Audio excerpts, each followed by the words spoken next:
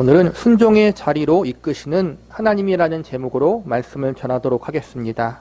오늘 본문의 말씀은 성전 재건을 다시 진행하는 이스라엘 백성들을 향하여 하나님 말씀에 순종하는 것이 얼마나 복되고 소중한 것인지 알려주는 메시지들이 기록되어 있습니다.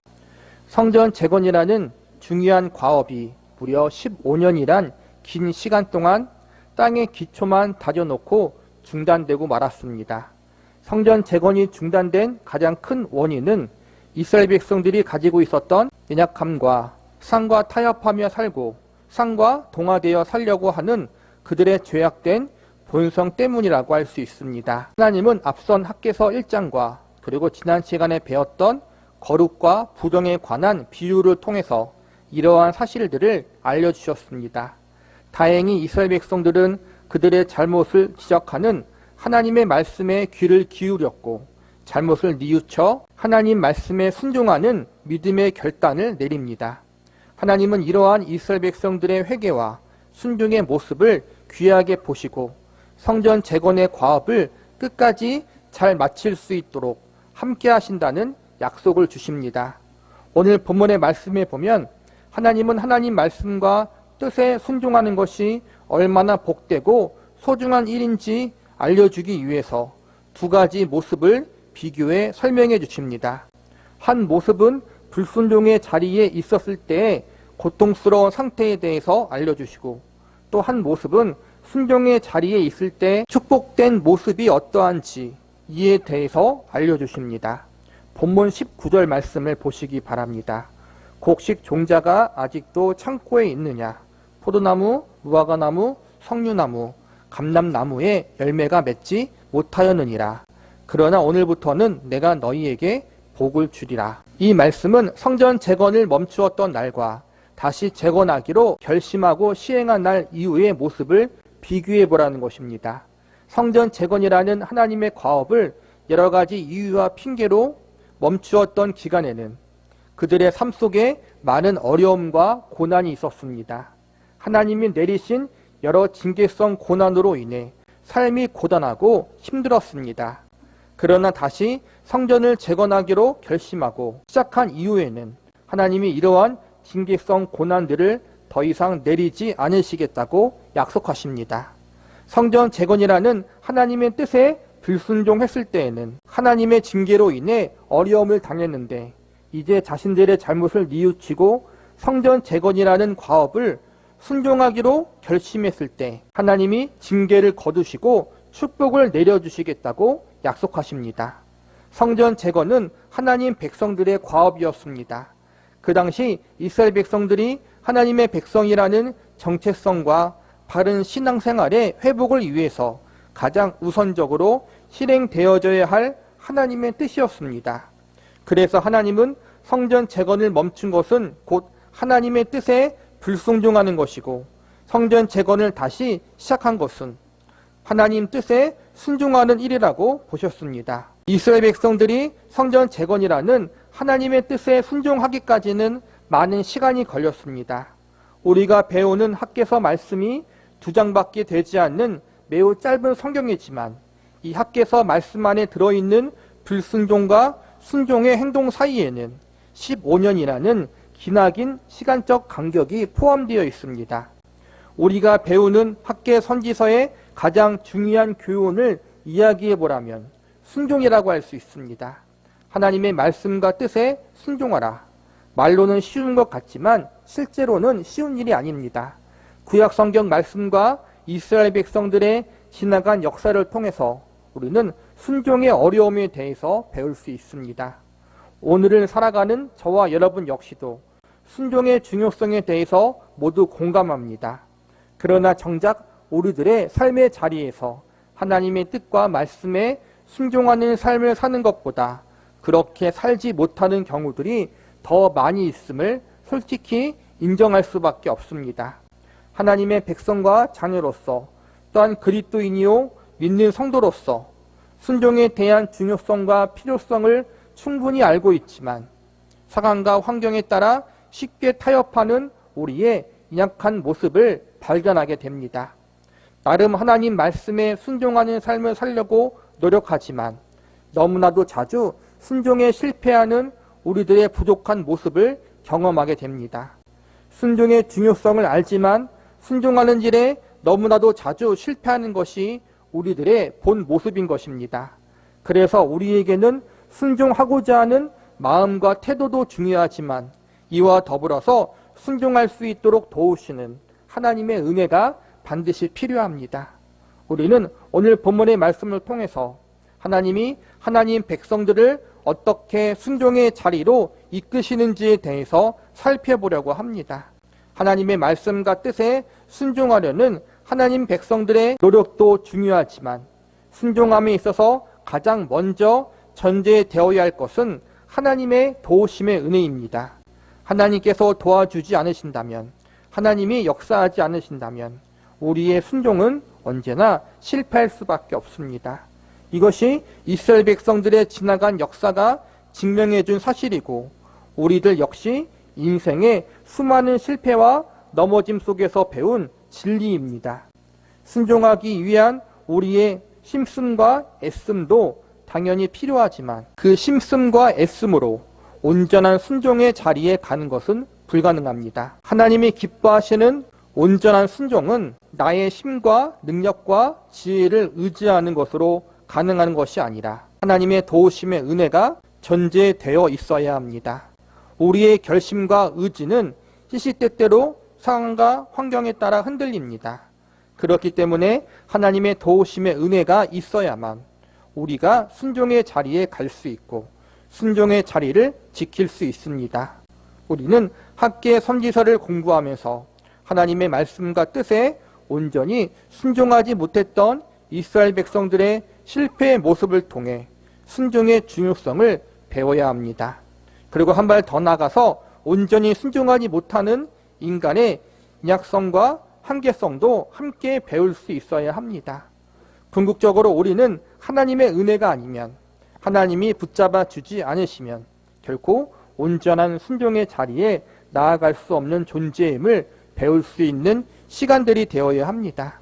우리는 오늘 본문의 말씀을 통해서 순종의 자리로 나아가는데 실패했던 이스라엘 백성들을 하나님이 어떻게 붙잡고 일으키셔서 순종의 자리로 다시 이끄시는지에 대해서 알아보는 시간을 가져보도록 하겠습니다.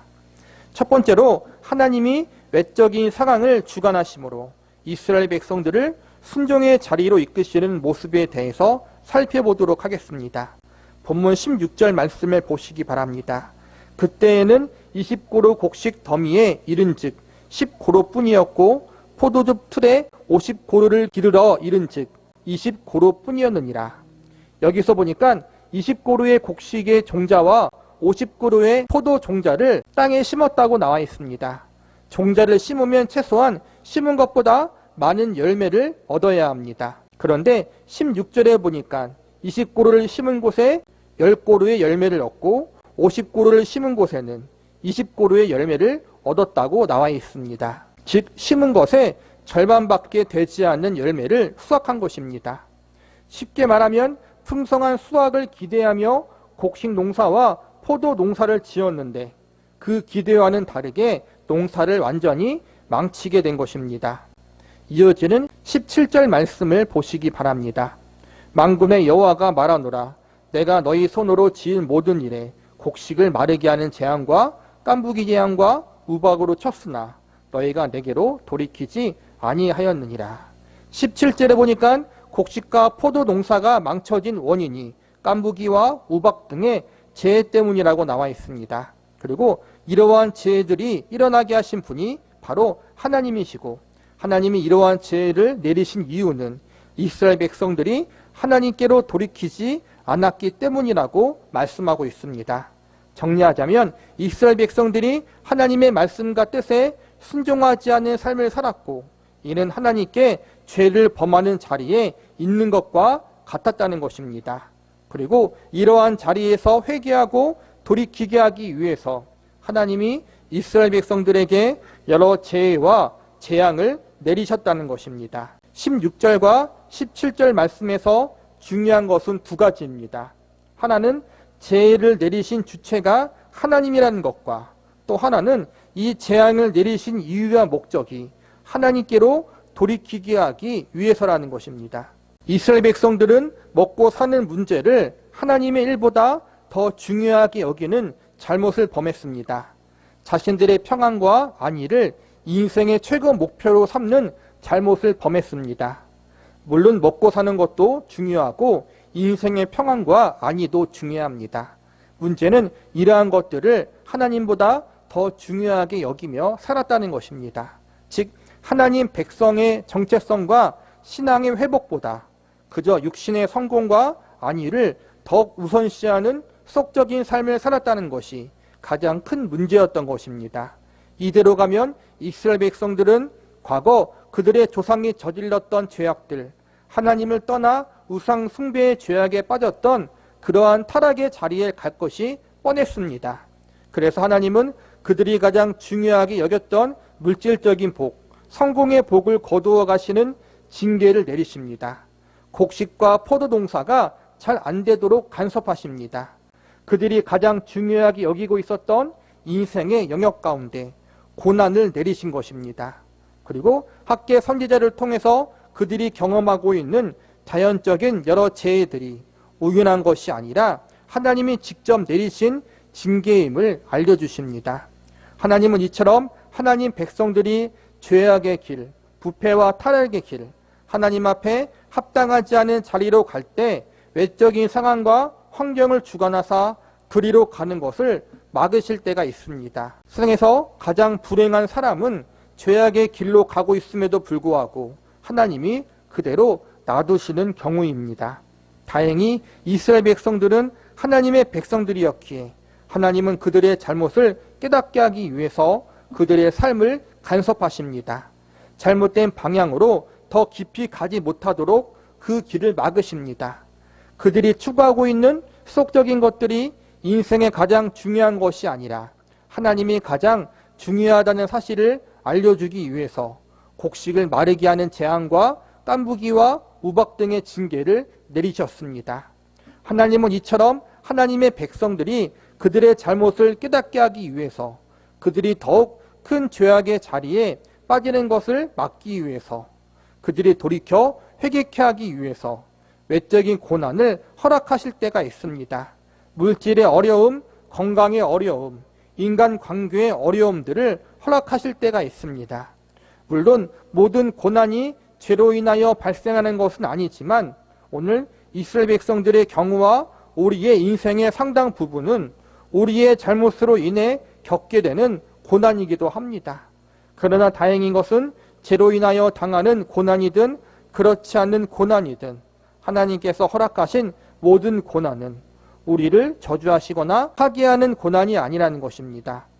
하나님이 하나님 백성들에게 허락하신 모든 고난은 하나님 백성을 바르게 세우고 성숙하게 만들기 위해 내리시는 사랑의 고난이라는 사실을 우리는 잊지 말아야 합니다. 두 번째로 하나님이 내적인 상황을 주관하심으로 이스라엘 백성들을 순종의 자리로 이끄시는 모습에 대해서 살펴보도록 하겠습니다.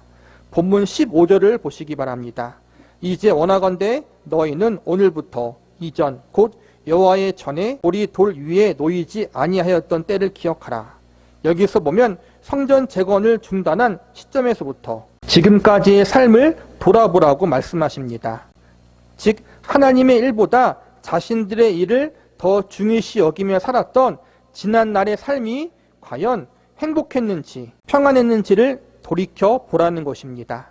당연히 우리가 모두 알고 있듯이 하나님보다 자신들의 인생의 성공과 안위를 더욱 중요하게 여겼던 삶은 불행한 삶이었습니다. 행복을 위해서 하나님 중심이 아니라 자기 자신이 중심이 되는 삶을 추구했지만 그 결과는 오히려 고되고 힘든 삶을 경험할 뿐이었습니다. 이번에는 본문 18절을 보시기 바랍니다. 너희는 오늘 이전을 기억하라. 아홉째 달 24일 곧 여호와의 성전 지대를 쌓던 날부터 기억하여 보라. 여기서도 성전 재건을 중단한 이후부터 이스라엘 백성들의 삶 가운데 어떠한 일이 있었는지 기억해 보라고 나와 있습니다. 오늘 이 말씀에서 주목해서 보아야 할 말씀은 기억하라입니다. 즉 하나님 백성으로서 구별됨보다 세상의 성공을 인생의 최우선 목표로 추구하며 살았던 그들의 삶의 결과가 어떠했는지 생각해 보라는 것입니다. 자신들의 행복을 위해서 하나님의 일을 뒷전으로 하며 살았는데 오히려 더욱 힘들고 고달픈 인생을 살게 되는 결과를 경험하고 있음을 지적하고 있습니다. 하나님은 기억하라는 말씀을 여러 번 반복하셨는데 이는 곰곰이 생각하라는 것입니다. 기억하라, 곰곰이 생각하라는 말씀은 그들 자신이 하나님 앞에 무엇을 잘못하며 살았는지 깨닫고 이제 마음을 돌이키고 인생을 돌이켜 하나님을 향하라는 의미가 담겨 있는 것입니다. 하나님 백성들에게 주어진 가장 큰 은혜 중 하나는 자신의 잘못을 뉘우치고 돌이킬 수 있는 기회를 하나님이 주신다는 것입니다. 하나님은 하나님의 백성이 아닌 이방 민족에게도 회개할 기회를 주시지만 결국 그들은 회개의 메시지를 듣고도 마음을 돌이키지 않습니다. 과거 애굽의 왕 바로가 그러했듯이 하나님 말씀을 듣고도 강박하고 완악한 마음이 변하지 않아 회개하기를 거부하고 나중에는 영원히 멸망당하는 길을 걸어가게 되는 것입니다. 반면 하나님의 택하신 백성들은 비록 많은 잘못을 범하였어도 하나님이 포기하지 않고 회개할 때까지 사랑의 징계를 내리십니다. 그리고 자신들의 잘못을 뉘우치고 돌이킬 수 있도록 그들의 마음을 움직여 주십니다. 억지로 움직이는 것이 아니라 자신들이 범한 잘못이 얼마나 나쁜 것인지 깨닫게 하시고 하나님을 떠나고 거역하고 반역했던 죄악의 결과가 얼마나 참혹하고 비참한지를 직접 경험케 하십니다. 자신들이 선택한 죄악의 길이 자신과 사랑하는 이들에게 얼마나 큰 고통과 아픔을 경험케 하는 결과를 가져왔는지 직접 목격하게 하십니다. 이러한 일들을 다 겪게 하신 다음 그들 자신이 하나님 앞에 얼마나 큰 잘못을 저질렀는지 하나님 안에 있을 때와 하나님 말씀에 순종하는 삶을 살았을 때가 얼마나 행복했는지를 아주 절실히 알게 하십니다. 마치 탕자가 아버지의 품을 떠나 자신 마음대로 사는 것이 참된 자유고 행복이라고 여기다가 온갖 고생을 다 한 후에 자신의 잘못을 뉘우치고 깨달은 것과 같은 이치입니다. 만약 탕자가 이러한 고난을 겪지 않았다면 그는 아버지 곁에 있어서도 행복하지 않았을 것입니다. 그러나 자신의 잘못된 선택에 대한 고통을 충분히 겪은 다음 아버지 곁으로 돌아온 탕자는 일평생 아버지 곁에 있는 것이 얼마나 행복한 일인지 알게 되었을 것입니다. 탕자가 자신의 잘못된 선택에 대한 충분한 고통과 아픔을 겪고 자신의 잘못을 뉘우쳤듯이 하나님 백성들을 향한 하나님의 일하심도 이와 같습니다. 인간이란 존재는 자신의 잘못된 선택에 대한 결과를 직접 겪어봐야 스스로가 얼마나 어리석은 존재인지 깨닫게 되는 존재들입니다. 그렇기 때문에 하나님은 우리에게 그러한 시행착오를 허락하십니다. 우리의 잘못된 선택으로 인해 겪게 되는 뼈아픈 실패와 고통과 아픔을 허용하시는 것입니다. 이러한 시행착오를 겪으면서 하나님 백성들에게는 크게 두 가지 은혜가 더해집니다. 하나는 우리의 잘못으로 인해 당하는 고난들이 우리를 영원한 멸망의 길로 가게 하지 않도록 하나님이 우리를 붙잡아 주시는 것입니다. 또 하나는 이러한 고난과 고통을 통해서 하나님의 백성들의 마음이 더욱 완고해지거나 강팍해지지 않도록 하나님이 은혜를 내려주신다는 것입니다. 이 모든 고난의 시간과 과정들을 통해 우리의 마음이 탕자처럼 자신의 잘못을 뉘우치게 만드시고 우리의 마음을 부드럽게 만들어 주십니다. 지금 이스라엘 백성들도 이러한 과정을 경험하고 있는 것입니다. 하나님은 여러 가지 고난을 통해서 이스라엘 백성들의 마음이 하나님 말씀에 귀를 기울일 수 있도록 만들고 계십니다. 그리고 자신의 잘못을 뉘우칠 수 있는 마음의 상태로 만져주고 계십니다. 저와 여러분의 인생 가운데에도 이러한 하나님의 일하심의 은혜가 있었기에 지금의 자리까지 올 수가 있었던 것입니다. 하나님 백성들의 가장 큰 은혜는 이처럼 모든 환경과 상황을 통해서 그들의 마음을 가난하게 하시고 마음이 완고해지지 않도록 부드러운 마음을 허락하셔서 하나님을 향할 수 있도록 역사하시는 은혜를 주시는 것입니다. 말씀을 정리하겠습니다. 하나님의 백성들에게 주시는 가장 큰 은혜는 하나님의 포기하지 않는 사랑이라고 믿습니다. 우리는 모두 하나님께 순종하는 삶을 살아야 함을 알고 있지만 본능적으로 하나님 앞에 거역하고 반역하는 삶을 살아가려는 강한 죄악성을 가지고 있습니다. 우리의 힘과 능력과 지혜로는 우리가 가지고 있는 이러한 죄악성을 이겨낼 수 없습니다. 우리의 결단과 의지만으로 하나님이 기뻐하시는 온전한 순종의 삶을 살지 못한다는 것입니다. 이러한 우리의 죄악성과 약성을 그 누구보다도 하나님이 가장 잘 알고 계십니다. 그래서 하나님은 하나님 백성들이 처한 외적인 환경과 상황을 주관하사 그들이 더 깊은 죄악의 길에 빠지지 않도록 섭리하시고 만약 큰 죄악의 자리에 빠져 있다면 사랑으로 징계하사 그곳에서 빠져나올 수 있도록 역사하십니다. 무엇보다 하나님 백성들의 마음이 더욱 완악해지지 않도록 상한 마음을 부어주시고 그들의 마음이 강팍해지지 않도록 부드러운 마음을 허락하여 주십니다. 그 과정 가운데 때론 연단과 징계가 있기도 하지만 결국 이 모든 것은 자녀를 사랑하는 아버지 마음으로 하나님이 행하시는 것입니다. 처음에는 이러한 간섭과 징계가 매우 귀찮고 나를 불편하게 구속하는 것 같아서 원망도 하고 불평도 하지만 시간이 지나고 나서 이 간섭과 징계 속에 담긴 하나님 아버지의 마음을 알게 되는 자리까지 가게 될 것입니다.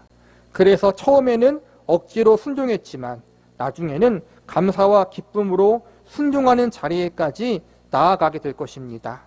억지로의 순종에서 자발적인 순종의 자리로 나아가기까지 상당한 시간이 걸립니다. 인간이란 존재가 한순간에 뚝딱하고 성화되지 않기 때문입니다. 성숙과 성화는 즉각적이고 단번에 이루어지는 것이 아닙니다. 오랜 시간 동안 연단과 시행착오를 많이 겪어야 합니다. 하나님 편에서 보면 인간들이 자발적인 순종의 자리에까지 가도록 지도하고 인도하는 일은 매우 번거로운 일일 수 있습니다. 하나님이 온 세상을 6일 동안 창조하셨습니다. 말씀 한마디로 온 우주 만물을 창조하셨습니다.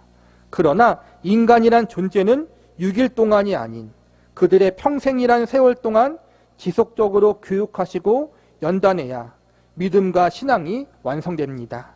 오랜 시간 동안 내적, 외적인 환경을 주관하시고 말씀을 통해 간섭하고 다듬어가는 작업을 하나님이 하셔야 합니다. 온 우주 만물과 피조세계를 말씀으로 창조하실 때 하나님은 무조건적인 순종을 요구하셨고 그 말씀에 온 세계는 무조건적으로 순종하여 창조되었습니다. 그런데 이러한 전지전능하신 하나님이 오직 택하신 백성들에게만은 무조건적인 순종, 즉각적인 순종을 요구하지 않으셨습니다. 즉각적인 순종 대신 일평생이라는 오랜 시간 동안 인간들을 설득하시어 점진적인 성숙의 자리로 이끄시는 일을 진행하셨습니다. 하나님이 왜 이렇게 오랜 시간 동안 하나님의 백성들을 간섭하시고 연단하시고 만지시는 이유가 무엇입니까? 그들을 사랑하시기 때문에 그들을 인격적으로 대우해 주시고 싶으셨기 때문입니다.